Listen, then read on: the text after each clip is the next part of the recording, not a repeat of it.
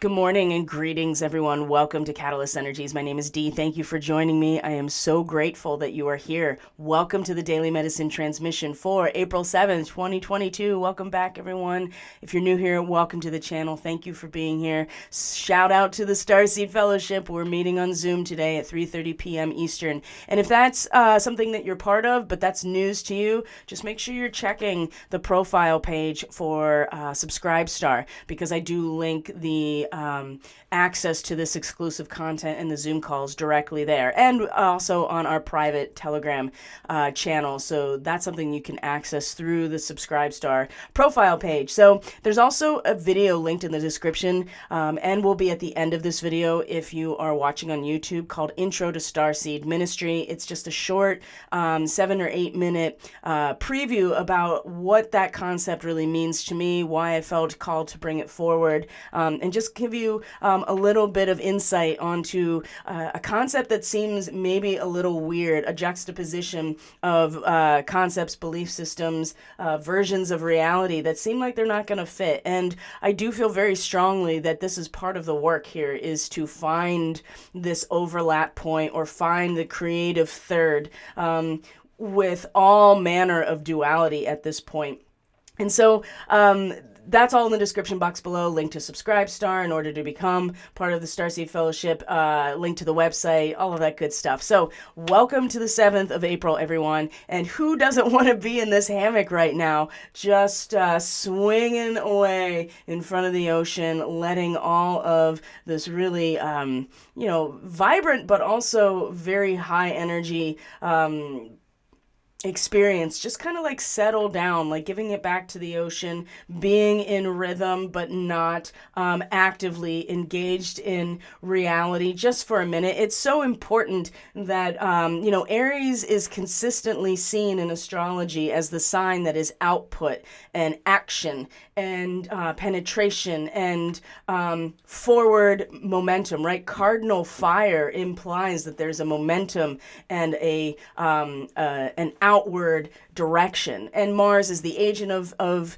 Aries, is certainly our action hero warrior that acts upon these things. But the other thing about Aries that often gets overlooked, at least in my personal opinion, in terms of astrology, is that how important it is to be able to find the inner space of potency and desire, and how to generate that, how to connect back into our own life force through the process of duality, or the polarization, I guess you could say. And just like we're looking at here, this is polarized, right? You have to have two trees in order to hang this hammock, or two sets of poles, or however your hammock is situated. There implies that there is this duality that looks very much like Gemini, in fact, in order to be able to create this space that will then allow for this experience, right, of rumination and a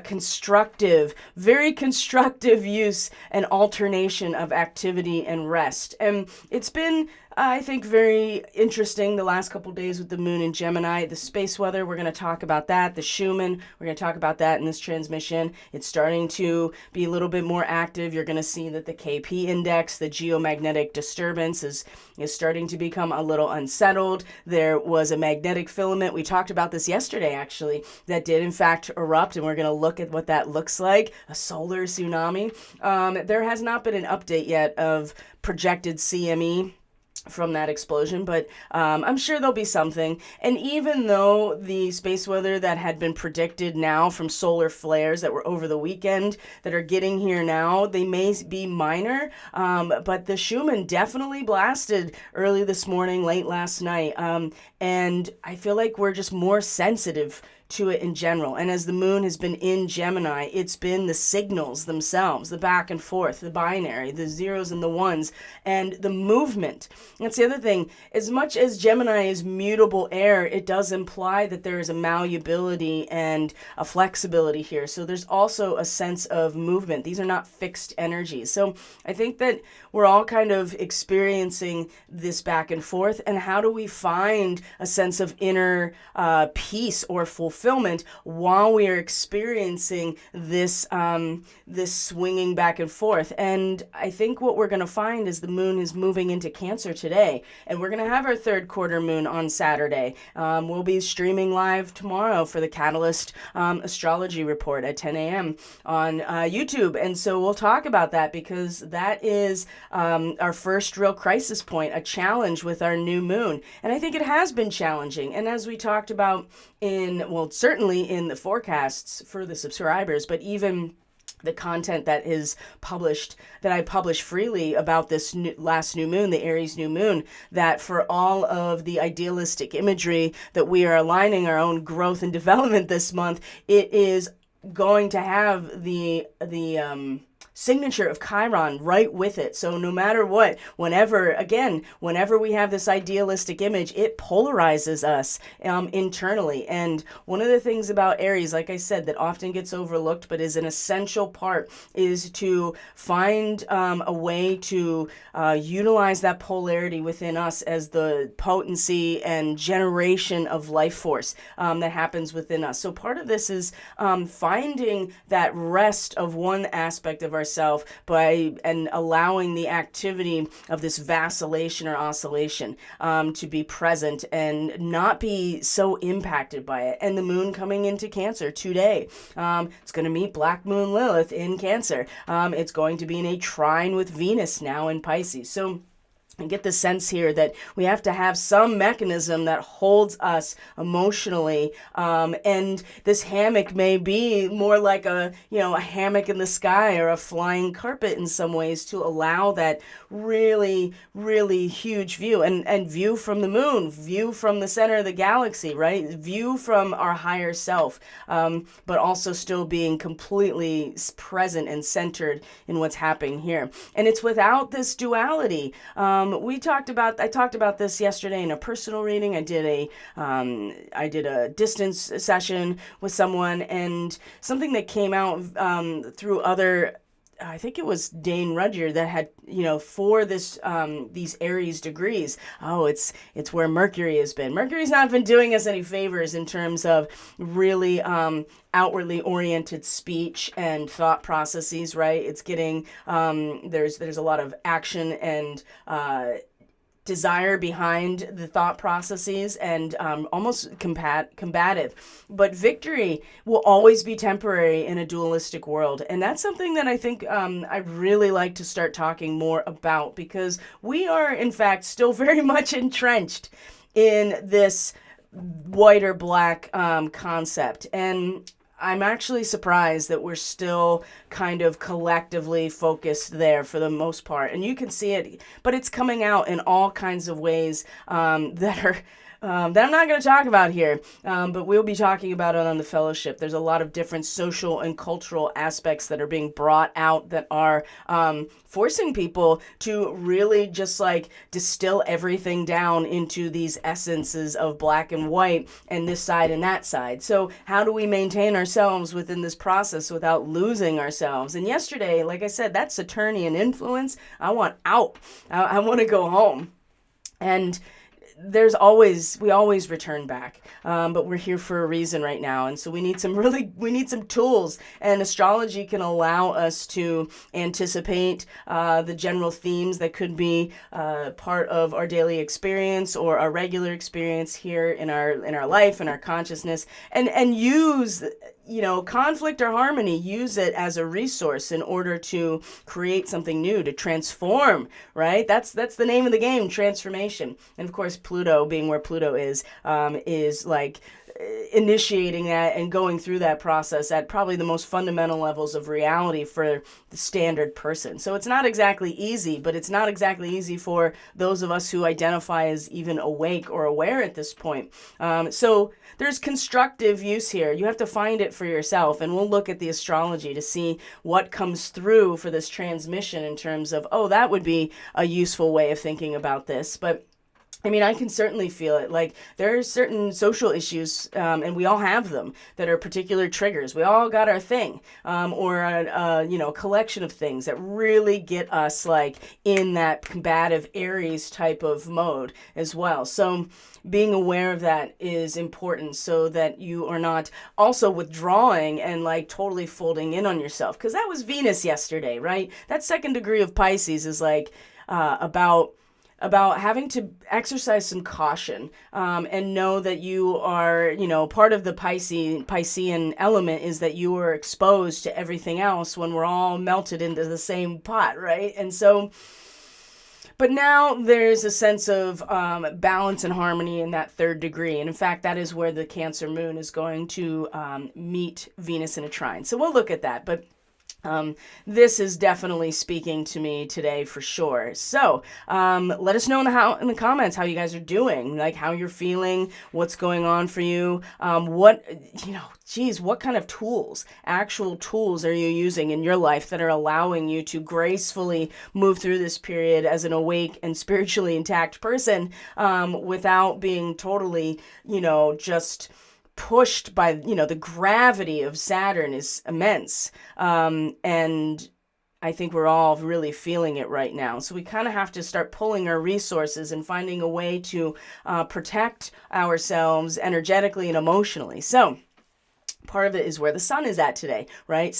18 degrees of Aries, this empty hammock in the tree, right? The swinging, the living rhythmically, the constructive alternation, and it preserves our potency so that we're avoiding extremes. You see what I'm trying to say here of avoiding extremes. I'm not suggesting that there aren't hard positions to take on certain things, and there are, but to also realize that there has to be a way to preserve ourselves, our own inner life force. Because what's the point if it's getting drained by someone else's agenda to keep people separated into these two camps? So all kinds of things we'll get to talk about on the fellowship gathering today.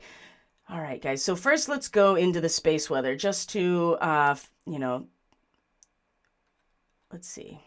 I always do this. I always yes, here we go. So we're going to look at the Schumann first. And of course, there was a blackout from yesterday to early this morning. How convenient, right? Just when we kind of need to be able to track some of these things. So I am looking at, here, I'll show you, Tomsk University. This is in Russia. This is where most people are getting their Schumann information from. So you might as well just go right to the source. And in fact, I'm just going to link this in the description and on Telegram, so you can go to it yourself. So there is a blackout, but what we did see very early this morning here in the U.S., anywhere from like 1 a.m. or midnight on the West Coast up to about 3, 4, 5 on the East Coast, there was a pretty large amplification of the Schumann up to 63. So let's actually we can look at that and look at the amplitude. So it got loud. It got loud for sure. And there it is right here.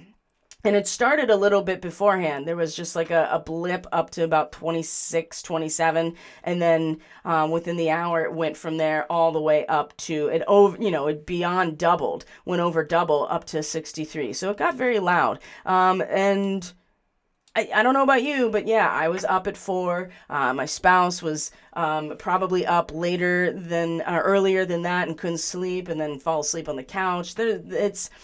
I'm looking forward to my pure sleep getting here because it's getting a little much at this point. And even though the KP index is supposedly calm, it doesn't feel very calm. And this was a very literal, just like, whoa, I'm awake now. That was very loud energetically. So that is happening, and that's been measured.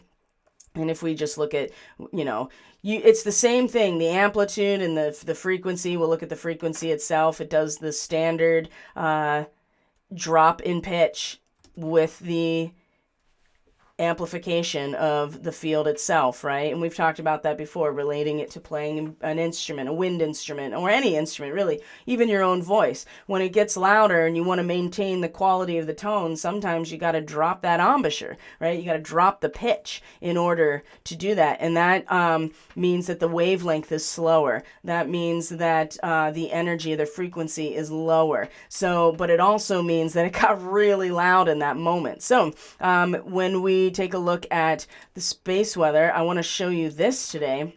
This is pretty exciting. Remember we talked about those magnetic filaments? Well, one of them burst this morning or last night, and it created a solar tsunami. So I'm going to point it out. So as you can see, the sun is rotating. It's right here. You can see it right here, that filament. Boom, boom. Right? Let's go back and look at it again, because it's fun to watch these things. So that magnetic filament, right? It's a plasma-filled magnetic tube, and so it was disrupted, and it did erupt. So, like I said, it still hasn't necessarily updated like the spiral in terms of when we may get that. Yeah, see, it hasn't really even updated completely yet, because when you say solar tsunami, you're expecting a little bit more. So when we look at just all of the space weather graphs here, you can see the solar wind speed going down, and then coming back up very sharply. Geomagnetic activity in effect when this is much more erratic. You can see that. This, you can see when it goes back and forth like this. This is called the phi angle flip, and it's talking about just the poles of the magnetic field, right? They flip in order to restabilize themselves. It almost feels like a reboot or something. In order to restabilize the integrity of the field. So that'll happen a lot when there's geomagnetic unrest too. And you can see that the density has been pretty high, and it dropped a little bit, but it's been pretty, the proton density has been pretty steady, but there's also been a very consistent drop in the speed, and then it went right back up. So there was a CME that landed from solar flares, and it was a solar flare, and there was some other event that I think it was another magnetic filament. There was an explosion or an eruption, and it sent that flare. So, but you can see right here that the magnetic disturbance is starting to get more pronounced. You can see that the solar wind speed has gone up, and they said it wasn't really that impactful. But then why did the Schumann,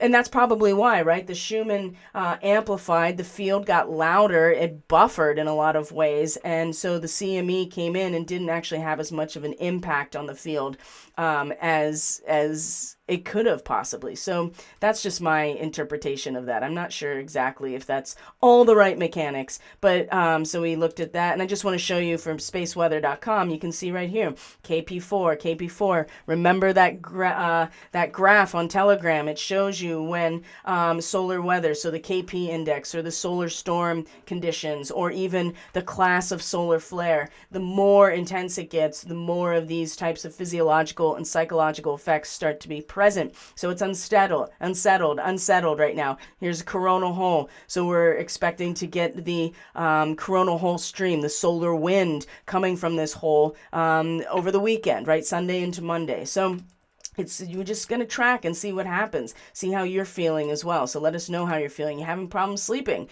right? Are you noticing changes in those patterns? So you can start tracking what the Schumann does and the solar weather, and it might give you some indication of what's going on for you. So let's get into today's astrology and start to unpack some of this transmission here and see what we can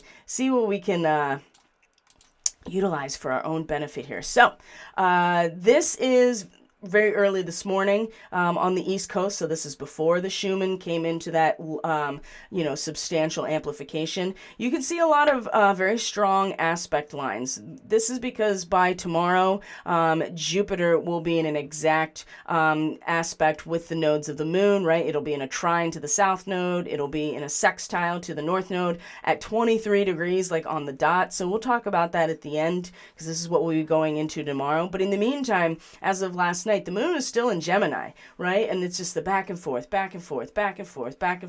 And just the tension of that starts to build. And again, victory is always temporary in a dualistic world, right? There's always going to be this back and forth of consciousness or whatever ideas. The dialectic is going to exist as long as we're in this dualistic world. And you can consider that as the old guard, the false matrix, the base 10 system, right? Is no matter what, there will be the off-on switch of binary in the base 10 system. My God, it's written right there, 1 and 0.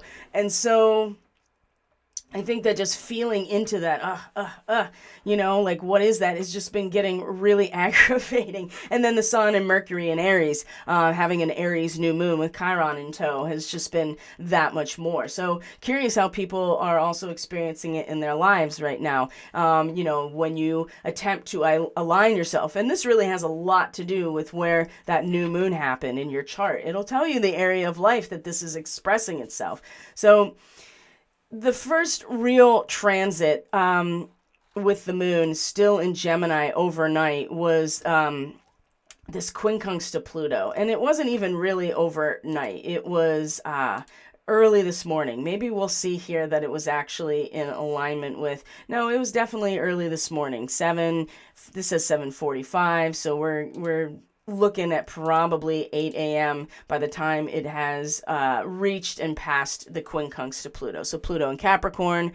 Here's the moon coming into the last area of Gemini. We talked a lot about Orion's star seeds. You know what this is? This is Betelgeuse or Betelgeuse. However you want to look at it, Betelgeuse is in the armpit of the Orion constellation, in the armpit of the arm that is up with the weapon, right? And Betelgeuse is, I think it's the largest star in our galaxy in terms of mass and in terms of, output of energy. So you could look into like fixed star astrology, what Betelgeuse really represents, but it's really the last position of the Orion starseed markings, this 28 degrees Gemini. And in particular, you are looking at the idea of weaving these threads together. This is the ideal situation. So what I envision here is not only a mockingbird, for instance, that does more than just imitate what it hears, but takes those different threads and weaves them together into a song, okay? And as we come into Cancer, the moon in Cancer is going to be very powerful here, very sensitive. The feels are going to be a lot more sensitive coming into this time, and our sensitivity to our inner self, and our families and those private, inner conversations and relationships, whatever they are for you. When we have the moon here, there is a deep sensitivity to that guardianship, protection, that loyalty, and a sense of security and safety. And when we're talking about the moon, we're talking about how we feel individually. So before that happens, though, this quincunx, it's very interesting as we are pulling all these pieces and attempting to weave a brand new song here, which is this ideal state for Gemini. What it also is doing is, if you think about it, the weaving together is creating a lattice structure of a container, of a vessel, of a family, of a marriage, of a root system.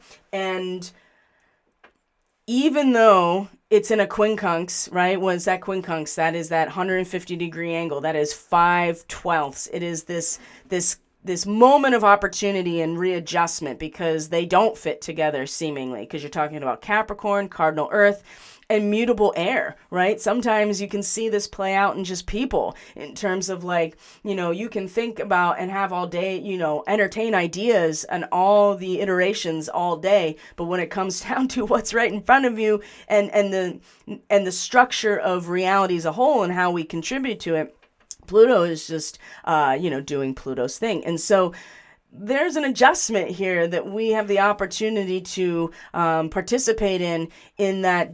Yes, Pluto is pulling back and unearthing everything down to beyond just the physical scaffolding or structure, but to something energetic, something that is magnetic, something that is beyond the physical nature. And maybe it's not totally beyond physical, but it's so down to the basic atomic level or quantum that we don't even necessarily realize it's there other than through some sort of intuitive process. Pluto is just pulling it all back, right? And pulling it back to expose something very dark and nasty that is down there that's been holding this together.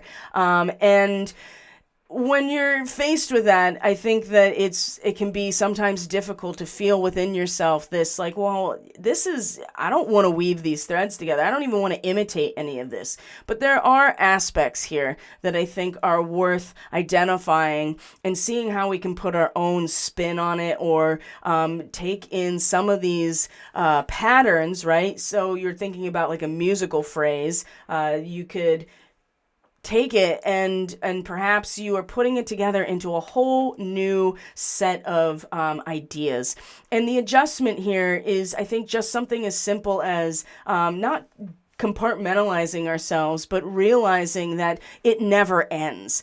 And I keep thinking about the Journey song, right? Don't Stop Believing. And the reason I think about this actually is because my spouse is really getting back into the show The Sopranos, and like really deconstructing it from a psychological perspective, which in some ways is very much what the show is about.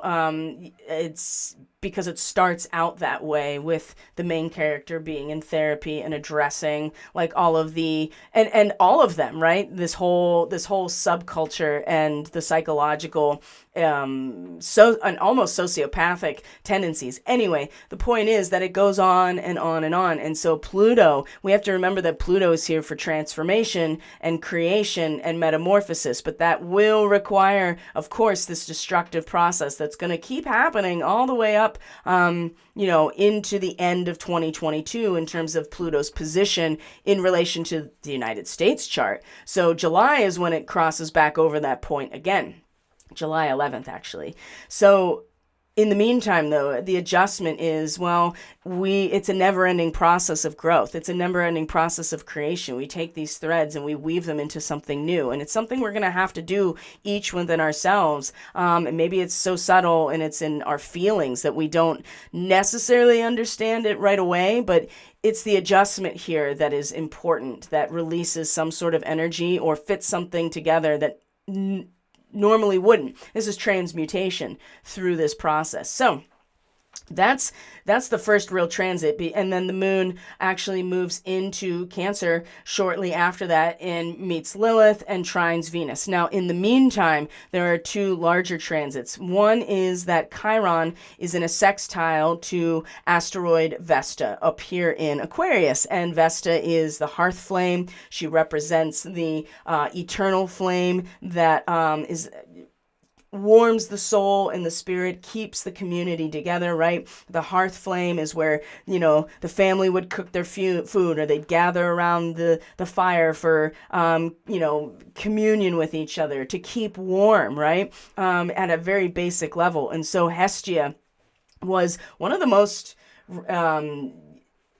worshipped, I guess you could say, or revered in terms of the Greek and Roman pantheon, because she represented that which kept the community alive. And so it was the Vestal virgins of Vesta, right? Vestal virgins, the Virgo, right? The Virgo archetype. These women were not necessarily chaste. They were not committed to any other domestic responsibility or otherwise. They were priestesses in the temple of Vesta or Hestia. So in her position, she's in a sextile, this asteroid in a sextile to Chiron, right? Chiron that is really setting the tone of so much of this new moon.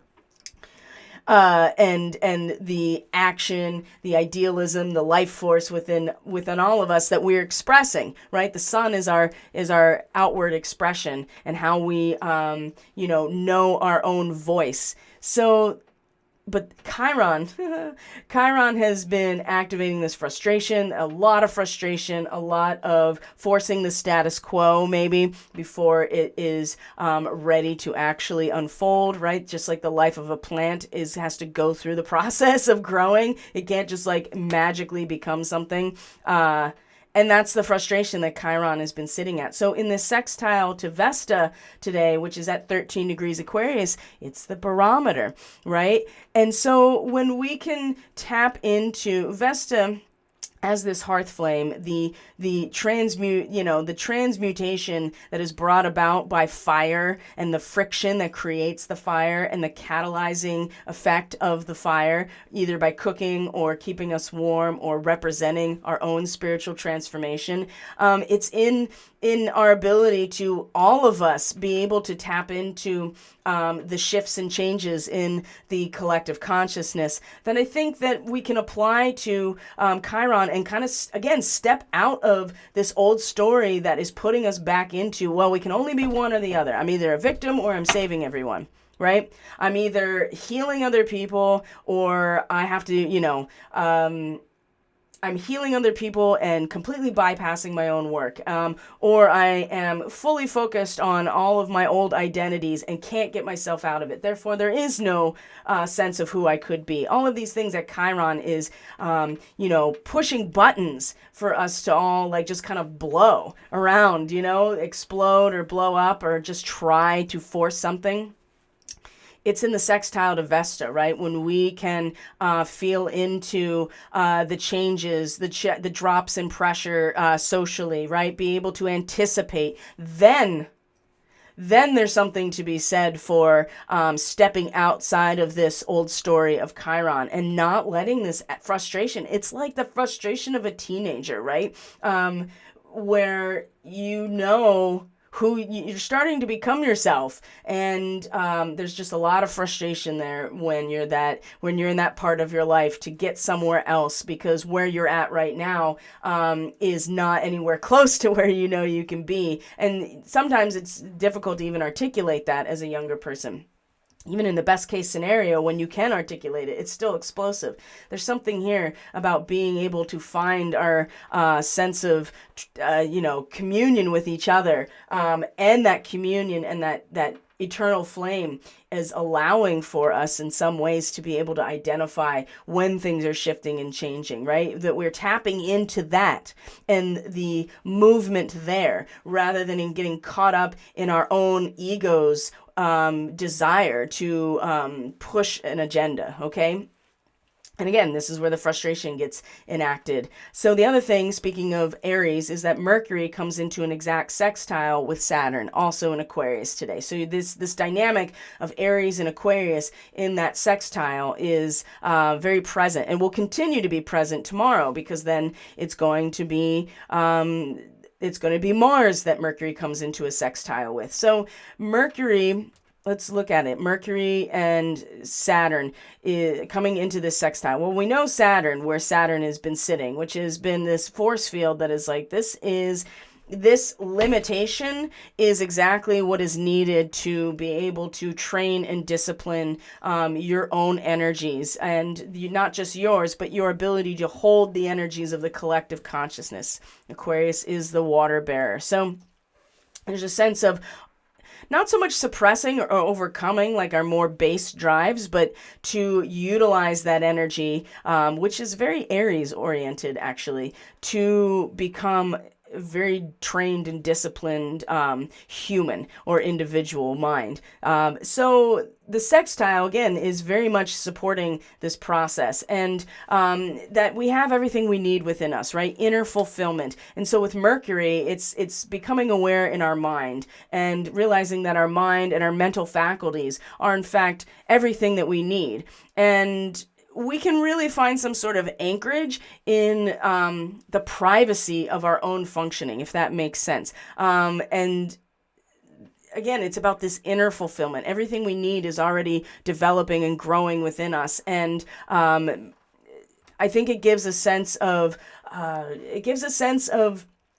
motivation, or a sense of, okay, I see what this limitation is really for. And it was hard to really see it when Mars and Saturn came into the conjunction. We were just like, oh, over the wall we go, or whatever, right? There wasn't any thinking. Well, Mercury is about thinking, and Mercury in Aries is like, oh, everything I need to think and rationalize and problem solve about Saturn is actually within me right now. And in fact, I can go through this process within myself and find that boundary with the onslaught of whatever it is. It could be solar weather, it could be artificial frequencies, it could be social media manipulation and trying to impact you. And so there is kind of, again, this kind of pulling in, or at least kind of putting a bubble in some ways around things in our own minds so that we can work on our own, whatever our own disciplines are, whatever it means for us to scale that wall or to see this obstacle as a training protocol. Everything we need is already within us, and the life force, mental and conscious life force, is also there. So I think this is really going to assist us as then we see that the moon then comes into Cancer today. And so this is going to be this afternoon. And the first thing it does is that it meets Black Moon Lilith. So we've talked about Lilith many times. This is the dark void. That is the space in between the Earth and the moon's apogee. Yeah, the part of the moon's orbit that's furthest away from, in distance from the Earth, so that's apogee. So Lilith, Black Moon Lilith, is not an object, it's a position, right? It's a space that is between the Earth and that apogee. And so it's deeper than our own subconscious and our internal landscape. It is connecting us to our original human blueprint, the mitochondrial DNA that only can come through the female, right?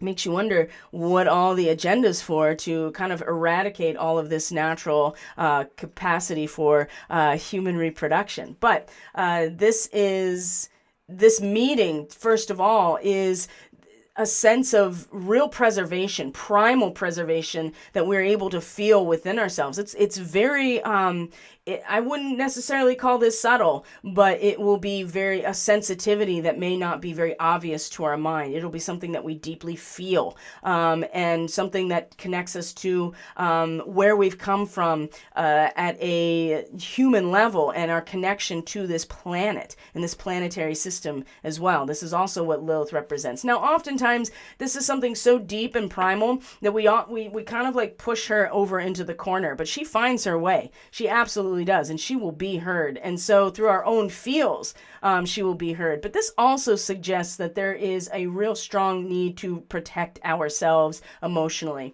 2 degrees of Cancer is in fact like someone on a magic carpet up above everything. And the idea here is, let's kind of unpack this, is that there is an ability to expand our own consciousness by stabilizing our point of view from the moon, basically. Like, let's just call it what it is.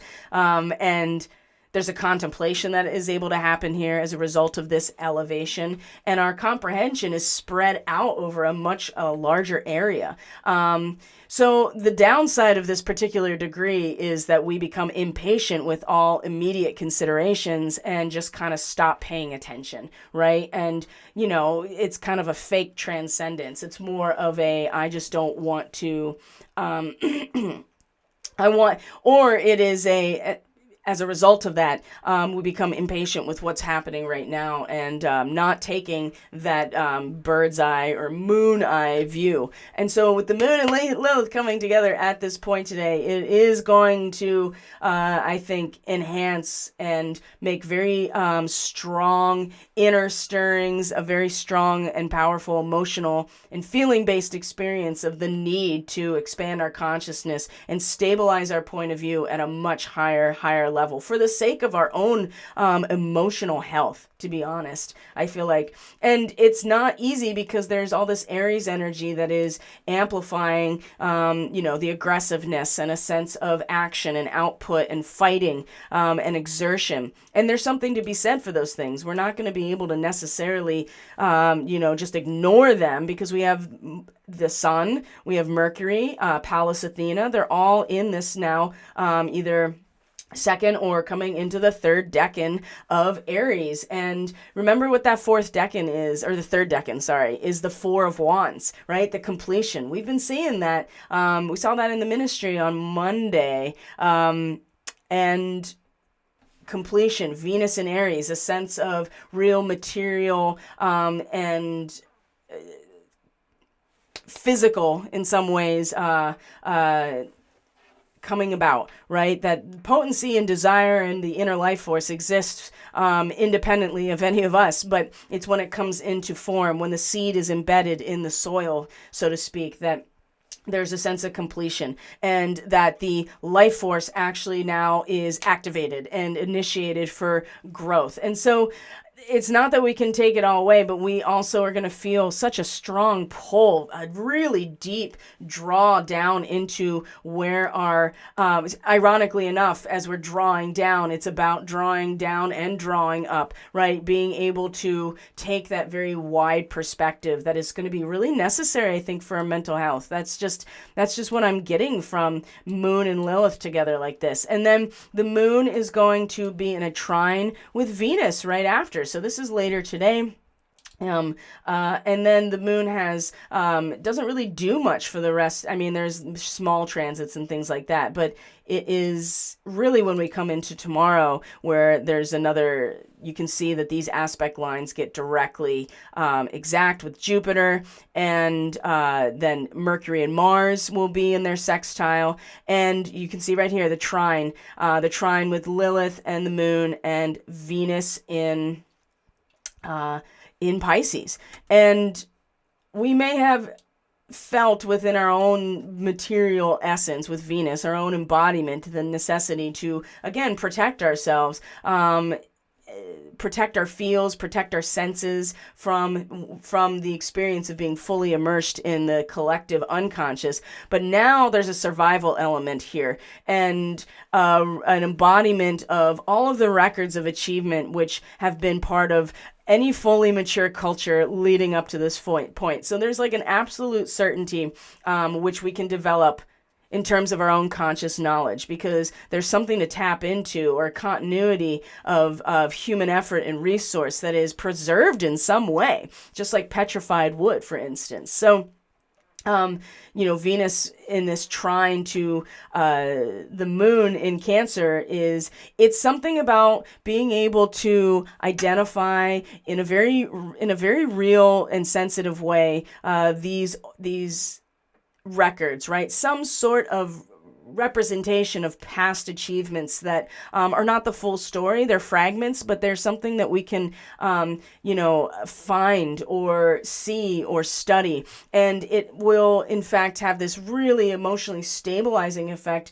with the moon in Cancer that is like, it's time to bundle up. We have a testing of the will that is on its way. And I do suspect that by the time we get to our first quarter moon on the 9th, that is going to be a big testing of the will, big time. It's a crisis, and it's a crisis point. It's a crisis in action, and it's a crisis between Aries, which is the ego and the subjective self, and Cancer, which is our root system and the our commitment to those who have our back, or to our family, our community, those that we emotionally find ourselves bound to.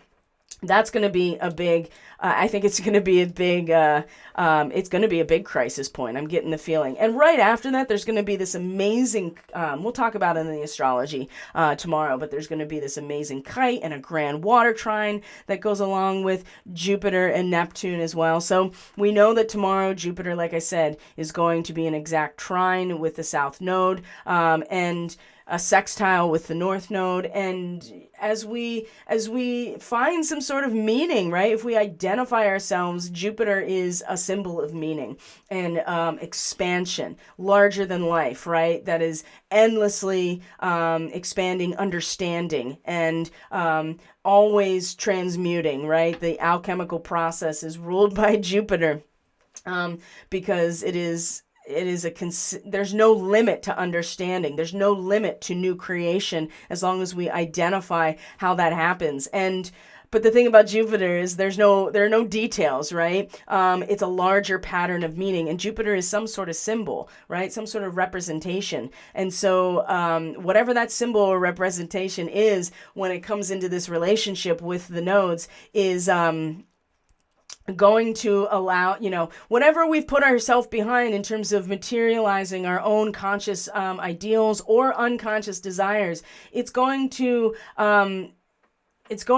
really push forward. It's like giving us like some resource in some ways, like some sort of energetic or spiritual resource to like push, right? To push forward, to have the energy to go towards our soul's evolution, which is the North Node in Taurus, right? Natural cultivation, right? A sense of excellence, a sense of social confirmation of natural excellence. So that's going to be, man, tomorrow's going to be big. So we'll talk a lot more about that tomorrow when we do our live stream for the weekend astrology. So I'm going to leave it there, my friends. Thank you so much for being here. I truly appreciate each and every one of you. Are you interested in a reading or energy work to support your process? You can go to catalystenergies.net, check out the services, check out the story, see if anything works for you. Give me a shout out on email, of course, and if you have any questions. And in the meantime, have a great day. I'll see you tomorrow for the